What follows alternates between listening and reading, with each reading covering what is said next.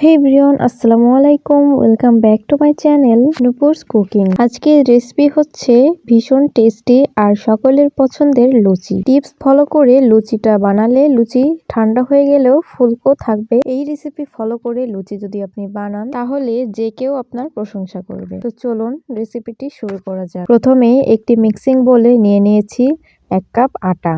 আর আজকের লুচিটা আমি আটা দিয়েই তৈরি করব। এখানে চাইলে আপনাদের পছন্দ অনুযায়ী ময়দাও নিতে পারেন, আর বেশি করে বানাতে চাইলে ময়দার পরিমাণটাও বাড়িয়ে কমিয়ে নেওয়া যাবে। তারপরে এখানে দিয়ে দিচ্ছি 1/2 চামচ লবণ আর 1 টেবিল চামচ মতো দিয়ে দিচ্ছি চিনি, দিয়ে দিচ্ছি 2 চামচ মতো রান্নার রেগুলার তেল। এখানে চাইলে কালো জিরা দিতে পারেন 1 চিমটি, ফ্লেভারটা ভালো আসবে। তো এইবার সবগুলো উপকরণ একসাথে কিছুক্ষণ মেখে নিতে হবে। যখন দলা বেঁধে আসবে তখন অল্প অল্প করে পানি দিয়ে একটা সফট ডো বানিয়ে নিতে হবে। এখানে চাইলে কুসুম গরম পানি দিয়েও ডোটা মাখানো যাবে। তো ভালো করে মেখে প্রায় 5 মিনিট মতো ভালো করে হাত দিয়ে চটকে মেখে ডোটা বানিয়ে নিয়েছি আর রেখে দিই 5 মিনিট রেস্টে। 5 মিনিট রেস্টে রেখে নরম একটা ডো বানিয়ে নিতে হবে, এতে লুচিটা ভালো মতো ফুলকো হবে।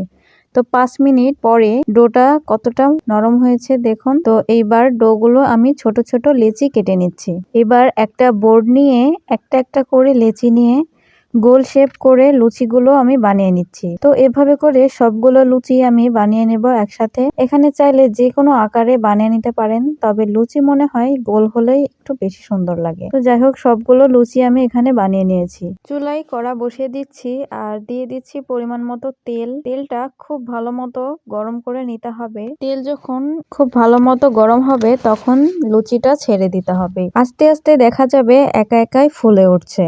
তেলটা যত ভালো গরম হবে লুচিটা ততই ভালো ফুলবে। তো এইভাবে এপিট ওপিট করে গোল্ডেন ব্রাউন কালার করে ভেজে নিচ্ছি এই লুচিগুলো। তো এভাবে সবগুলো লুচি আমি ভেজে তুলে নিচ্ছি। এভাবে লুচিগুলো ভাজলে লুচি ফুলকো থাকবে ঘন্টার পর ঘন্টা। লুচি যদি ঠান্ডাও হয়ে যায় তবুও কিন্তু চুপসে যাবে না। এই লুচিগুলো চাইলে আলুর দম, মাংস কিংবা যে কোনো তরকারি দিয়ে সার্ভ করা যাবে। সকাল হোক কিংবা সন্ধ্যা, নাস্তার টেবিলে পারফেক্ট এই কম্বিনেশনটা। তো যারা যারা এতক্ষণ আমার ভিডিওটি দেখেছেন সবাইকে অনেক অনেক ধন্যবাদ জানাচ্ছি। আমার এই রেসিপি যদি ভালো লেগে থাকে অবশ্যই কিন্তু আমার চ্যানেলটি সাবস্ক্রাইব করে দিবেন। তো সবাই ভালো থাকবেন, দেখা হবে নেক্সট কোনো ভিডিওতে। আল্লাহ হাফিজ।